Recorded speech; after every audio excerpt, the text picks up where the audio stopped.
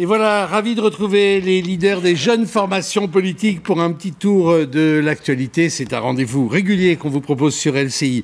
On va évidemment démarrer autour de la primaire parisienne et démarrer avec un sujet de Thibaut Hennock. Anne Hidalgo contre NKM. Paris a désormais son affiche. Le duel de dames peut officiellement débuter. Je n'ai peur de personne. Je suis combative. À celles et ceux qui en douteraient, ils le verront bien. Anne Hidalgo dit qu'elle a peur de personne. Et oui. Donc, écoutez, tant mieux. Première passe d'armes et première bataille de terrain. Ce matin, l'une prend de la hauteur et la pose du haut d'un chantier.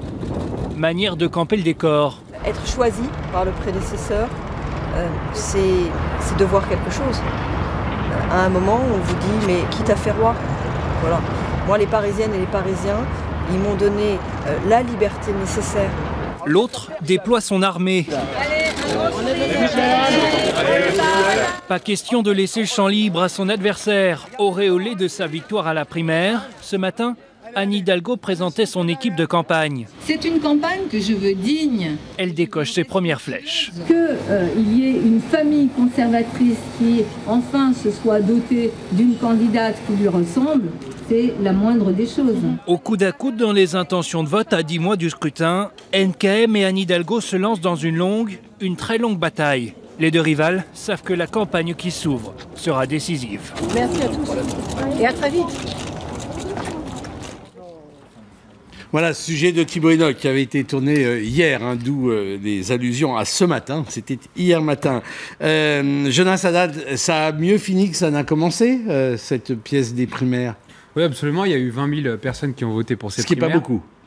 Par rapport aux 2000 d'Anne Hidalgo, je trouve que c'est un peu mieux. D'accord, mais par rapport aux 35 000 militants affirmés ou affichés de l'UMP à Paris, ça veut dire que tous vos militants n'ont pas voté pour une primaire ouverte qui s'adressait à tous les électeurs potentiels. Oui, mais parce que les militants, ils ont peut-être d'autres sujets de préoccupation en ce moment. Et 20 000 personnes, je trouve que c'est assez bien comme rampe de lancement. On a vu que finalement, la primaire... Bon, elle a eu des complications, mais ça montre bien que le choix a été définitif et ferme.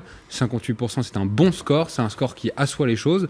Et voilà, on a une candidate, et je pense que tous les candidats maintenant de la primaire sont maintenant rassemblés derrière.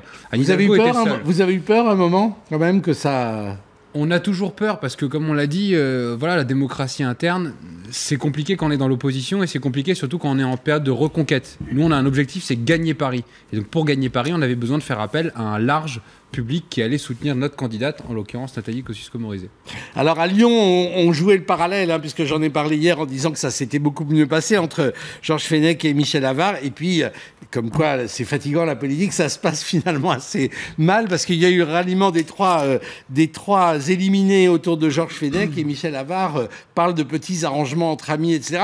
De nouveau, petite tension possible. Enfin, dans une primaire, à un moment, il y a besoin de se distinguer. Et donc c'est vrai que si Georges Fenech réussit à avoir des personnes qui se rallient à lui, bien évidemment, ça ne va pas plaire à Michel Avart. Enfin, d'ici, la tension à Lyon n'est pas perceptible dans toute la France, je pense. Laura Slimani, le rêve que le PS a pu caresser à un moment d'avoir un quasi-inconnu comme Pierre-Yves Bourdinzel en face d'Anne Hidalgo s'est dissipé. Vous avez en face de vous une candidate puissante et dangereuse pour Anne Hidalgo. Il y a une candidate, effectivement, Nathalie Kosciusko-Morizet, mais moi je suis toujours ravie de toute façon de voir la démocratie progresser. Alors on voit que c'est toujours compliqué, et puis moi je suis contente que le Parti Socialiste soit aussi précurseur sur la question des primaires. On voit que les choses avancent. Après on voit que c'est compliqué aussi, c'est-à-dire qu'il y a quand même un certain nombre de cafouillages, que j'espère qu'il n'y aura pas de recours à la CNIL, parce qu'on voit qu'il y a des personnes qui ont pu voter plusieurs fois, avec des noms différents, pas forcément les leurs, etc. Et puis moi je pose quand même la question, est-ce qu'on peut diriger... Ça a bien dû arriver dans la Fédé des Bouches-du-Rhône une ou deux fois quand même, non? Pas pour les primaires socialistes, en tout cas pas pour les primaires citoyennes, mais surtout c'est est-ce qu'on peut diriger une ville quand on n'est pas capable d'organiser des primaires. Donc après, moi je pense que le débat il aura lieu, etc.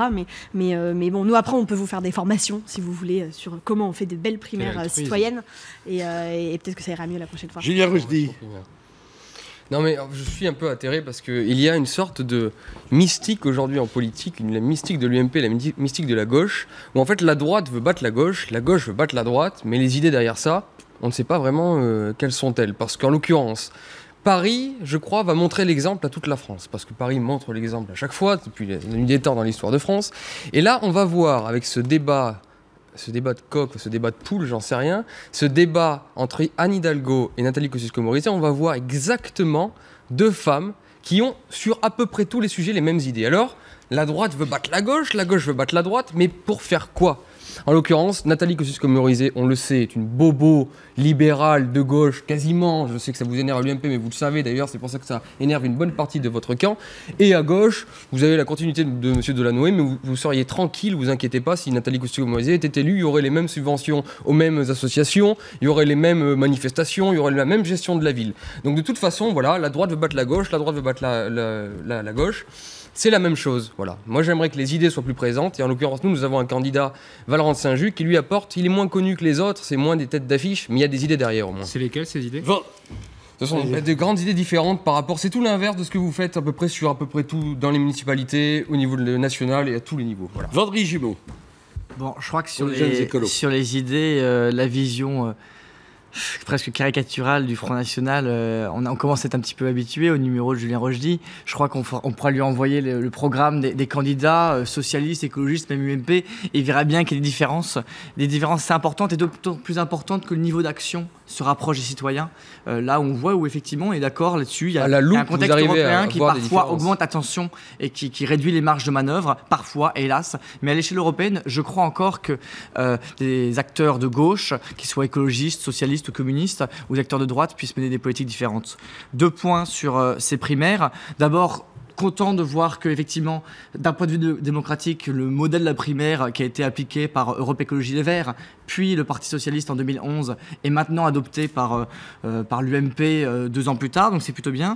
J'ai été quand même assez étonné par les déclarations de Jean-François Copé qui parle d'apprentissage de la démocratie, donc ça montre un petit peu le chemin. Et donc voilà, une dernière chose qui me parle, pour le coup, moi, me laisse un peu moins optimiste. Chacun, mais très franchement, les congrès des Verts et d'Europe Écologie, c'est pas non plus... Enfin, c'est un modèle de démocratie bordélique. Hein, oui, mais au final, il y a un respect de la proportionnelle, respect des minorités, et il y a un vrai travail. Parti à peu près ingouvernable. Regardez, depuis quelques années, on ne peut pas dire depuis 5-6 ans qu'ils sont ingouvernables. Donc la dernière chose, c'est que c'est assez triste de voir le niveau, la culture démocratique à l'UMP, surtout en cette période de crise, à l'heure où les citoyens ont de moins en moins confiance dans les partis politiques, les acteurs politiques, et surtout on comprend peut-être un peu mieux pourquoi la droite a perdu en 2012, c'est qu'ils étaient absolument incapables de faire vivre le débat au sein de leur parti même, et ils ne sont pas capables d'organiser des primaires. Aujourd'hui, la gauche au pouvoir, elle fait face à des difficultés, mais elle est aujourd'hui capable de faire vivre le débat au sein même du gouvernement, au sein du PS, ou avec ses alliés. Même les ministres délégués contestent le Premier ministre. Ouais, non, mais moi je pense qu'il appartient à chaque formation de politique de choisir son mode de désignation des candidats. Pour notre part, on considère que ce système de primaire favorise avant tout la personnalisation de la politique, le petit combat de coq un peu aussi finalement. Donc moi finalement j'ai envie de dire que ce que ça montre ce début de campagne, c'est que finalement, on peut parler de Paris là, mais... on peut l'élargir aux échéances municipales qui vont arriver. Est-ce que les Parisiens sont finalement pas les plus grands perdants ? Parce que les grandes questions qui peuvent traverser cette municipalité comme d'autres, qui sont finalement le lot quotidien de nos concitoyens, notamment des jeunes, le logement, les transports, voilà ce sur quoi il faut débattre au sein même d'une formation politique, plutôt que de faire du combat de coq dans les médias. À gauche dès le premier tour ou pas ? Ou suivant les cas, c'est décidé, c'est pas décidé ? Je pense que il faudra regarder les réalités locales, y compris nous on a une ligne de conduite, c'est un axe anti-austérité parce que c'est ça dont les gens attendent, c'est ce pourquoi ils ont porté la gauche au pouvoir l'an dernier. Donc on reste fidèle à cette ligne de conduite et la question des alliances, ça sera secondaire. Laura Slimani, c'est un danger ça pour le PS, parce qu'une gauche éclatée, on se souvient de la gauche plurielle et de ses désastres à la présidentielle de 2002, ça pourrait affaiblir Anne Hidalgo aussi, s'il y a trop de listes. Nous, on est évidemment toujours pour l'union de la gauche. Après, moi, je pense que le débat, il peut se faire à gauche aussi au premier tour. C'est aussi pour ça qu'il y a un premier tour. Et on voit que la gauche travaille quand même très bien à Paris ensemble. Et je ne pense pas que, effectivement, s'il y a un contexte national qui est compliqué, et nous, on essaye, dans les mouvements de jeunesse en tout cas, de faire en sorte que la gauche soit unie, eh bien, même si ce contexte-là est compliqué au niveau national, je pense que tout le monde a intérêt à ce que les villes puissent mener des politiques de gauche, puisque moi, je ne suis absolument pas d'accord avec Julien Rochdy lorsqu'il dit qu'il n'y a pas de différence entre une politique de la ville de gauche gauche et de droite, même s'il ne se situe que sur le prisme parisien, comme il l'expliquait, comme s'il n'existait que lui. Mais il y a quand même un là, en l'occurrence, nous parlions de Paris, dans c'est notre pour ça. pays. Mais par exemple, entre une mairie de droite, je pense à Monsieur Estrosi à Nice, qui va mettre des éclairages qui sont extrêmement dangereux sous des ponts pour empêcher les personnes sans domicile fixe d'y dormir, et des villes qui, elles, prennent la décision d'augmenter le nombre de places d'accueil pour les personnes sans domicile fixe, pour augmenter le nombre de places en crèche, pour augmenter le nombre de logements sociaux. Eh bien, je pense qu'il y a de véritables différences entre une politique de droite et de gauche dans les villes, et que c'est ce message-là que nous devrons porter en 2014. Jonas Haddad. Enfin, en termes de politique de la ville, moi, si vous parlez de Nice, je pense que les gens qui nous regardent savent très bien qu'à Nice, il n'y a pas les mêmes problèmes de sécurité que dans de nombreuses villes de gauche. J'ai regardé l'actualité aujourd'hui vis-à-vis de Bagnolet. On se voit dans des centres municipaux tenus par des mairies communistes dans lesquels on retrouve des armes. Enfin, dans quel pays vit-on dans lequel les municipalités autorisent ce genre de choses? Marseille, c'est de droite, il y a de l'insécurité, c'est pas lié au maire, c'est lié à la sociologie, vous le savez. On a un vrai problème également sur Paris et dans le 19e, notamment, je pense là, on va ouvrir une salle de shoot avec des problèmes graves de crack et de drogue. Et ça, pourtant, c'est pas une gestion de gauche qui a fait que ça arrive à ça?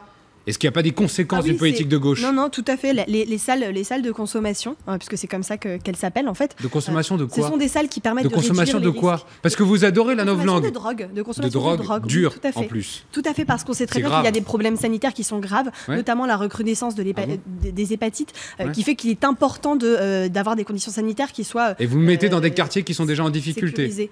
Mais on le met là où il y a la consommation. C'est bien. C'est qu'en plus, les dealers vont s'installer autour des salles de shoot. Non, c'est pas une question. Mais vous savez, on peut mener une politique de prévention des risques et en même temps une politique de démantèlement des réseaux. C'est ce que fait la gauche. Ah oui, effectivement, la droite a un petit peu du mal à comprendre que dans des gens extrêmement marginalisés, qu'on puisse essayer de prendre des solutions pour les aider. Non, si on veut parler du fond, les aider à se droguer, exemple. Les salles de consommation à moindre risque, c'est un excellent exemple de quelque chose qui est aujourd'hui avec ce clivage entre une droite qui ne veut rien faire, qui veut continuer avec des drogues interdites, et puis on ne fait rien, on n'aide personne, et puis une gauche qui légalise. Il y a peut-être des drogues qu'il faut dépénaliser. Et le cannabis. Et oui, ça assumé. Il y a des arguments économiques, des arguments thérapeutiques, et en France c'est interdit. Alors vous pensez pas aux familles plus de drogue qu'en Pays-Bas.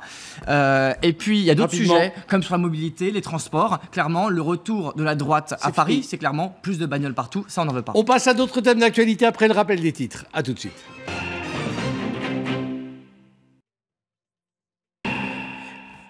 Après les primaires parisiennes, parlons maintenant des réformes gouvernementales. On attendait peut-être une réforme ou une attaque sur les allocations familiales. Le principe d'universalité, comme on dit, de ces allocs a été gardé.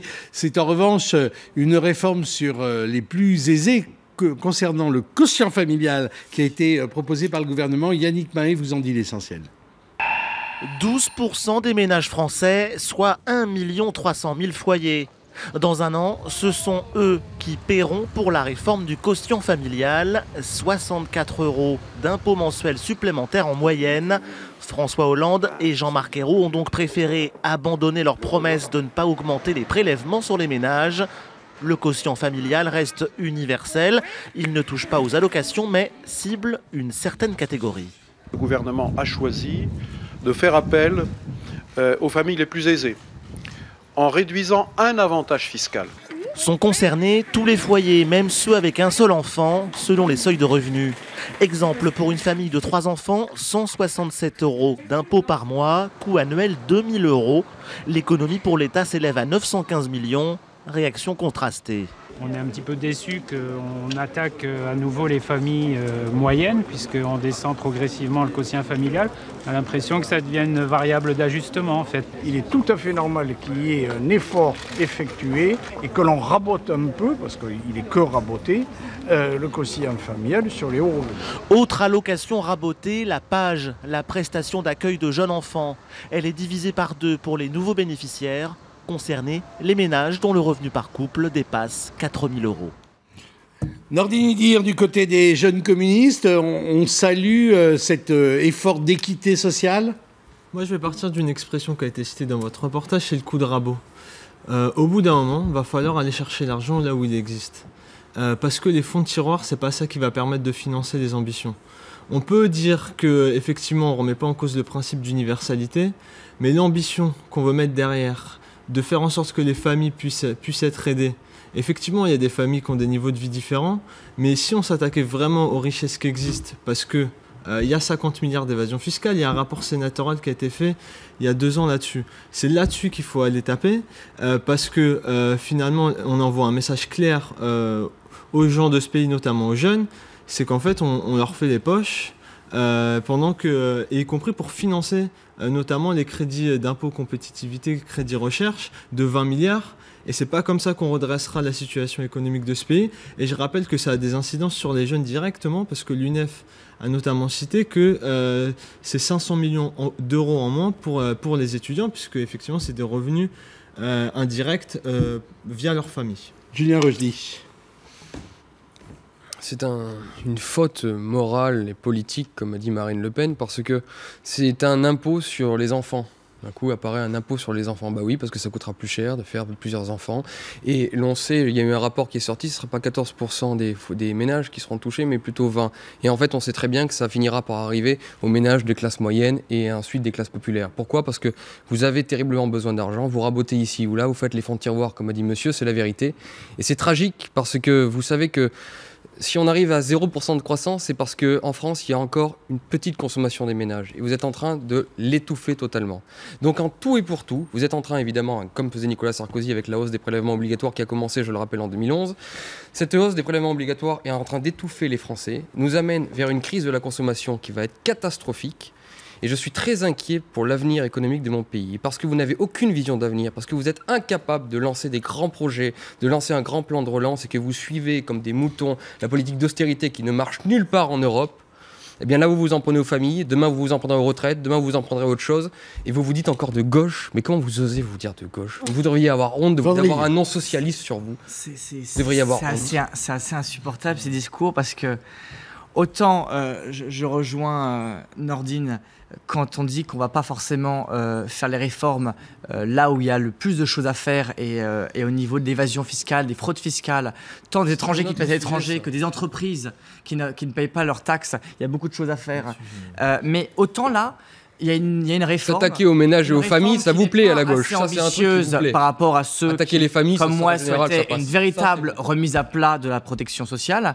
Mais c'est une réforme qui va dans le sens de la justice, qui en tout cas rassure l'universalité de ces prestations et va dans le sens de la redistribution, puisque certaines prestations prendre de plus en plus d'argent dans les poches des ménages. Attendez, interrompez pas tout le temps. Certaines prestations pour les familles les plus faibles vont augmenter. Et là, qui est mis à contribution, clairement, et là tout à l'heure ce que tu disais était complètement mensonger, c'est 12% des familles uniquement, et ce sont les familles qui gagnent le plus. Ça. Donc il y a juste un moment donné où, quand on donne des droits pour le mariage pour tous, on dit qu'on menace sa famille, et quand on réduit des avantages fiscaux, parce que ce n'est pas un impôt sur les enfants, c'est plutôt, il y a un avantage fiscal pour ceux qui ont des enfants, c'est un impôt sur les enfants. Cet avantage fiscal qu'on donne aux gens qui ont des impôts, qui est normal, est légèrement réduit. C'est-à-dire que l'enfant produit un avantage fiscal, c'est ce que tu dis. Ben oui, c'est la réalité. Jonathan Haddad, c'est un avantage fiscal. Est-ce que c'est pas contradictoire de protester contre cette réforme et de réclamer sans cesse au gouvernement de rééquilibrer les comptes, de veiller à l'équilibre des comptes sociaux? Mais moi, vous mettez le doigt dessus. Je comprends pas, c'est que pourquoi, quand on fait le choix de s'attaquer au rééquilibre des comptes sociaux, le choix porte sur les familles. Quand on fait le choix d'abattre certains avantages fiscaux, le choix porte sur les enfants. Le choix s'est fait sur les patrons, sur les plus hauts revenus et les entreprises. Il y a quelques mois, et vous étiez plein. J'ajoute simplement une chose, c'est que pour une fois qu'il y a quelque chose qui marchait dans ce pays, c'est-à-dire la politique de natalité, que tout le monde nous envie, que des Allemands viennent en France pour essayer de s'inspirer de notre politique de natalité, qu'est-ce qu'on fait? On casse la seule chose qui marche en France. On ne casse rien, on réduit à la marge pour les ménages les plus aisés. Le reste, vous ça à 12% la marge. Les gens, ils vont partir. Quand il n'y aura plus personne, parce que plus personne n'a envie de travailler dans ce pays, vous ferez comment? L'avantage fiscal, c'est les enfants. Mais où on a vu ça? Laura Slimani, pour le PS. Les jeunes socialistes, pardon. Moi, je trouve ça toujours formidable quand on me dit le gouvernement n'a pas de grand projet, etc. Et ben, si, il y a un grand projet qui est financé par cette réforme. Julien Rochdy, il y a un grand projet qui est financé par cette réforme, c'est le plan pauvreté du gouvernement. Ça faisait 30 ans qu'il n'y avait pas eu d'argent pour combattre la pauvreté dans ce pays. On a un chômage qui progresse, on a des chômeurs en fin de droit qui deviennent de plus en plus... C'est vous qui les produisez, les pauvres. C'est vous qui faites les pauvres. Alors, est-ce que je peux parler Monsieur Rochdy, est-ce que je peux parler? Merci. Il y a 1000 est-ce que je peux parler? Chômage. Je sais qu'on n'est pas. Alors, je sais que la parité, tout ça dans vos mouvements, c'est pas top, mais voilà. Allez-y. J'aimerais bien pouvoir prendre la parole. Ça change que vous vous taisez, qu'elle soit garçon ou fille, pendant qu'elle parle. Allez-y.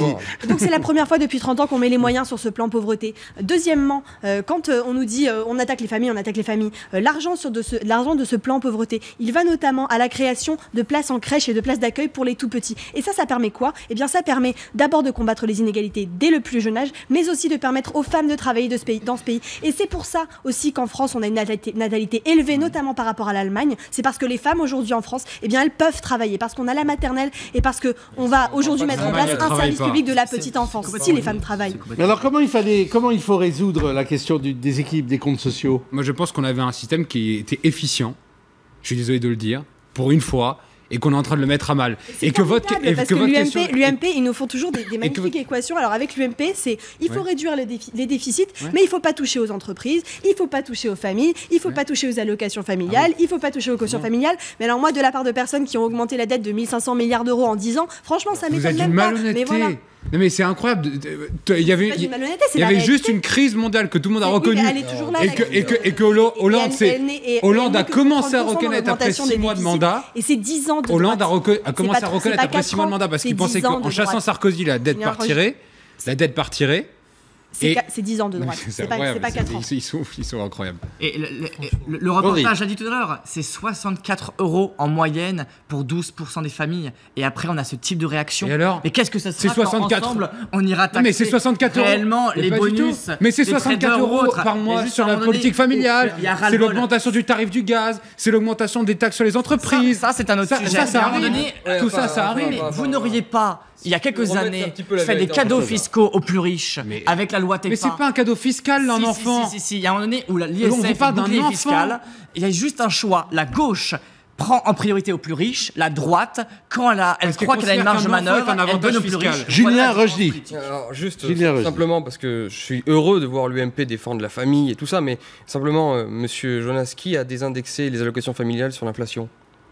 C'est l'UMP, c'est sous Sarkozy, merci. Donc effectivement, vous avez déjà attaqué, vous, les revenus aux familles. Maintenant, il est vrai, et vous voulez... Non mais je suis d'accord avec la gauche, là, je vais vous dire, parce que vous êtes un petit peu... hypocrite et c'est un peu branlant votre position. Donc vous êtes d'accord avec la réforme du gouvernement? Non mais vous êtes pour la politique austéritaire. Pas du tout. J'ai dit que j'étais d'accord sur l'hypocrisie dont vous faites preuve quand vous demandez toujours de rééquilibrer les budgets suivant la politique d'austérité de l'Allemagne et que d'un autre côté on sait pas trop où vous voulez raboter. À côté de monsieur. Non absolument pas. Je suis moi le seul cohérent ici parce que nous voulons un grand plan de relance. Nous ne voulons pas suivre la politique austéritaire européenne qui effectivement demande qu'on rabote ici ou là. Alors eux ils s'en prennent aux familles. Vous allez vous en prendre, je sais pas moi, aux fonctionnaires. Vous allez supprimer des postes de police par exemple. C'est ce que Sarkozy a fait. Il y en a eu je sais pas combien qui ont disparu. Voilà, vous êtes pris, vous gérez la pénurie. De la politique fiction. L'UMPS gère la pénurie aujourd'hui. Au lieu de créer des emplois et de la richesse, il gère la pénurie. Franchement, vous racontez du vent au bout d'un moment.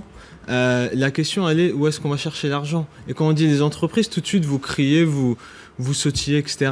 C'est là que ça se joue. C'est là que ça se joue. La création des richesses. Qui crée des emplois? Les salariés de ce pays.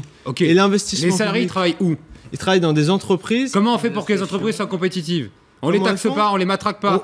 C'est simple. Enfin, on l'avait fait durant 10 ans, on voit le résultat. Vous prenez, vous traquez, et puis vous matraquez. Mais oui, on traque, bien sûr. On fait que ça. Mais quelle politique a fait qu'il y a des emplois qui sont détruits tous les jours dans ce pays, des usines qui ferment, qui n'avaient pas de stratégie industrielle? C'est la gauche. 1000 chômeurs de plus par jour. 750 000. C'est la gauche, c'est la politique austéritaire. Ça s'est accéléré. On a le record de chômage, personne n'en parle. Le record de chômage dans ce pays, c'est sous la gauche. Le record de chômage des jeunes, c'est sous la gauche. Le président de la jeunesse. Le président de la jeunesse. Alors si on veut lever un peu le débat l'année sur la question de l'emploi qui est centrale, puisque derrière... Vendredi Jumeau, et on passera au thème de la transparence pour finir. C'est la question du chômage qui derrière est liée, sur laquelle on retombe en permanence, qui est liée au fait qu'aujourd'hui on n'est pas en croissance et que les déficits augmentent. Et bien sur la question de l'emploi, aujourd'hui, j'ai du mal aujourd'hui à croire en la promesse du chef de l'État. J'espère bien sûr que la courbe du chômage va s'inverser, mais j'ai un peu de mal à y croire. Je dis juste que les leçons de la droite qui était au pouvoir durant 10 ans, qui a mené la politique et dont on voit le résultat avec un chômage qui a augmenté, je ne vois aucune leçon. Et aujourd'hui, la question que je vous pose, c'est quelles mesures vous n'avez pas fait en 10 ans parce que ça n'a pas marché, vous auriez envie de faire aujourd'hui pour créer de l'emploi en France. Et je vous mets vraiment au défi de trouver une nouvelle solution parce que vous êtes... Alors vous répondez et on passe au dernier thème. Je vous demande simplement de faire une chose. surtout de ne pas toucher à un statut que vous êtes en train de vouloir démolir, qui est le statut de l'auto-entrepreneur. Parce qu'1 million de personnes, c'est le plus grand plan social que vous êtes en train de préparer. Donc je vous demande pas de faire, juste de ne pas faire pour l'instant. Juste de Julien Rochdy. Juste un mot. En petite conclusion, juste un mot pour répondre à sa place. Bruno Le Maire l'a dit. Il a dit ce qu'ils sont en train de faire, je pense pas qu'on aurait fait mieux. Donc c'est vrai que l'UMP avoue qu'il n'aurait pas fait mieux que le PS. C'est un de vos ministres qui a dit ça. Grand débat sur la transparence. Grand débat sur la transparence. Il a été question que tous les patrimoines des élus soient rendus publics. C'est une semi-publicité. On pourra aller les consulter en préfecture sans en faire état. Écoutez le Premier ministre. Contrôle accru par une haute autorité indépendante du patrimoine des élus en début et en fin de mandat pour vérifier s'il a évolué et dans quelles conditions. Et puis également publicité sur les risques de conflit d'intérêts entre un élu parlementaire en particulier et une activité professionnelle pour éviter donc tous ces risques-là. Et puis troisième élément, les patrimoines des élus seront consultables par les citoyens dans tous les départements de France. Et s'il y a quelque chose qui apparaît anormal à un citoyen, électeur, contribuable, il pourra saisir à son tour la haute autorité indépendante. Laura Slimani, le président de la République, était intervenu en pompier au moment de l'affaire Cahuzac, rappelant d'ailleurs finalement un peu l'activisme de son prédécesseur qu'il avait pourtant si violemment dénoncé, et promettant la grande transparence, la publication du patrimoine des élus. Certains ministres s'y sont risqués sans mordre les doigts aujourd'hui, et finalement on a l'impression que cette grande opération main propre aboutit un peu que la montagne a accouché d'une souris. Alors, deux choses. La première, c'est que moi, je pense que dès qu'on a des mesures qui vont vers plus de transparence, on va quand même dans le bon sens. Et donc, on sera toujours mieux maintenant que l'on l'était par le passé. Second élément, il y a quand même des choses dans cette loi. Il y a d'abord le fait que, pour le coup, les déclarations d'intérêt, elles seront totalement publiques. Et puis, le fait que le patrimoine, en tout cas les déclarations de patrimoine, elles pourront être contrôlées. Et ça, c'est important parce que quand on dit la transparence, ce qui est important, c'est aussi de mettre les moyens derrière pour faire en sorte que ça donne lieu à des contrôles. Mais vous n'auriez pas aimé que ce soit un petit peu plus radical quand même ? Et oui, nous, évidemment, on aurait aimé que ça aille un peu plus loin, mais je pense que le chemin est encore long, notamment sur la question effectivement du patrimoine, mais surtout, moi, je pense du financement des partis politiques, parce que je pense que c'est un grand chantier qu'on a encore devant nous. Par exemple, rendre transparente la liste des donateurs des partis. Et je sais que ça ne fait pas forcément plaisir à tout le monde, mais c'est important. Et vraiment, sur la question des conflits d'intérêts, à mon avis, c'est là que c'est central. Et par exemple, nous, on refusera toujours qu'il y ait un président de parti qui soit aussi ministre du budget d'un pays. Et ça n'arrivera pas sous la gauche au pouvoir. Jonathan Sadat. Et ce qui est marrant, c'est que Laura Slimani est hollandiste. C'est-à-dire qu'elle fait un long tunnel de grands principes pour qu'au final, l'opération de transparence qu'on nous avait annoncée, comme vous l'avez dit, accouche d'une souris. Rappelons-nous la jeunesse de tout ça. Le ministre du budget, qui n'est peut-être pas le président du parti du PS, mais qui est un fraudeur fiscal. Le trésorier de campagne de François Hollande, laissez-moi terminer. Non, mais faut bien le trésorier de campagne de François Hollande, la gauche Caïman, qui place toutes ses économies au Caïman. Et on fait un grand écran de fumée en disant qu'on va faire toute la transparence sur cette affaire. Et le fait que ça accouche d'une souris, ça démontre bien que tout cela n'était qu'une opération de communication. Et faire une opération de communication en faisant croire aux Français qu'on va donner de la transparence à la vie politique simplement pour écarter l'affaire Cahuzac, c'est une tromperie, c'est un mensonge. Julien Rochdy. Ça ne m'intéresse pas vraiment ce débat en fait. Parce que à la faveur de chaque affaire qui se passe en France, c'est-à-dire environ tous les mois, un jour c'est la droite, un jour c'est la gauche, puisque là on parle de Cahuzac, mais dernièrement c'est l'affaire Tapie dont on pourrait parler. Tous les mois il y a une nouvelle affaire. Et tous les mois, on nous sort une nouvelle petite loi de transparence. Alors moi, ce que j'aimerais dire, je vais utiliser un peu mon temps de parole pour dire quelque chose de vraiment intéressant, parce que pour le coup, parler de savoir comment est-ce qu'on va trouver la couleur des chaussettes de tel député ou la couleur du slip de tel ministre, je m'en moque un peu, vous voyez ce que je veux dire ? Parce qu'aujourd'hui, j'aimerais qu'on parle plutôt des gens qui dirigent vraiment dans ce pays, vous voyez ? Parce que finalement, vous êtes un petit peu, nous les hommes politiques, enfin en tout cas à l'UMPS, des pantins. Est-ce qu'il y a de la transparence sur la Commission européenne ? Qui connaît ? Est-ce que les Français savent qui dirige à la Commission européenne? Est-ce qu'il y a de la transparence, par exemple, sur ce qui se fait actuellement sur le traité transatlantique qui va niveler à terme les régimes sociaux français avec les régimes américains, qui est en train de se faire? Personne n'en parle, personne n'en parle. On a fait une convention Les Français ne sont pas au courant. Oui, les Français ne sont pas au courant, personne n'en parle. Bref, il y a plein de domaines avec par exemple, tiens, Goldman Sachs, là où Nicolas Sarkozy va faire ses conférences dernièrement. Est-ce que l'on sait, ça nous aurait servi d'avoir une petite transparence sur les actions de Goldman Sachs, ça nous aurait servi notamment, ça nous aurait évité la crise grecque. Voilà. Donc sur les grands domaines qui font vraiment la politique de l'avenir, pas sur les petits députés que nous avons aujourd'hui, là, il n'y a aucune transparence et on se garde bien d'en parler. Et je crois qu'il serait beaucoup plus intéressant de nous renseigner là-dessus. Vendry Gibault. La transparence, elle doit bien commencer par quelque part. Et aujourd'hui, vous êtes le premier à dire qu'on a besoin de transparence en Europe. Aujourd'hui, on n'a pas les outils, surtout qu'on a des eurodéputés qui, comme Marine Le Pen, ne siègent pas. Aujourd'hui, la transparence, elle passe par des réformes qui sont certes insuffisantes. Et aujourd'hui, effectivement, il y avait des réformes fortes qui étaient annoncées. Et celles qu'on voit arriver ne sont pas aussi fortes que celles annoncées. Mais elles permettent déjà d'encadrer les conflits d'intérêts, de limiter le pantouflage et de renforcer l'inéligibilité des élus condamnés. Par contre, clairement, elle est insuffisante sur certains points, comme l'avait dit Laura Slimani, mais surtout sur deux choses. Sur la non-publication, ça ne sera pas vraiment public. En tout cas, ce sera public, mais on ne pourra pas en parler. Les journalistes ne pourront pas en parler, donc on ne peut pas parler vraiment de publicité de ces données. Super. Et surtout, c'est sur le cumul d'activités. Aujourd'hui, un député pourra encore faire du conseil, comme certains le font à gauche comme à droite, un peu plus à droite. Mais aujourd'hui, pour nous, c'est un problème. Aujourd'hui, quand on est parlementaire, on le fait sur un mandat, à la limite 2 mandats, mais on est pour un non-cumul, restriction dans le temps, et on ne fait que ça. Voilà, et ensuite, les écologistes avaient proposé des projets de loi. Non mais, la question... Ce sera le mot de la fin. Il y a des points positifs dans ce projet de loi, simplement, il faut revenir un peu au fondement de ce scandale-là, qui est vraiment, en plus, rajoute aussi une personnalité dont on ne parle pas assez, qui est Nicolas Sarkozy. Ah bah tiens. Parce que c'est le symbole, et oui, comme tant d'autres, génial. Des puissances d'argent. Ah ça c'est génial. Des puissances d'argent. Il y a une fraude d'un ministre de gauche et on sort Nicolas Sarkozy. J'exonère pas Jérôme Cahuzac. Sortez la poupée vaudou et plantez-y des épingles. Tu peux finir, s'il te plaît. Je vais pas couper, merci. Donc Nicolas Sarkozy, l'affaire Tapie, Madame Bettencourt, Jérôme Cahuzac. Tout ça derrière, il y a des questions d'évasion fiscale, d'argent qui nous claquent entre les doigts.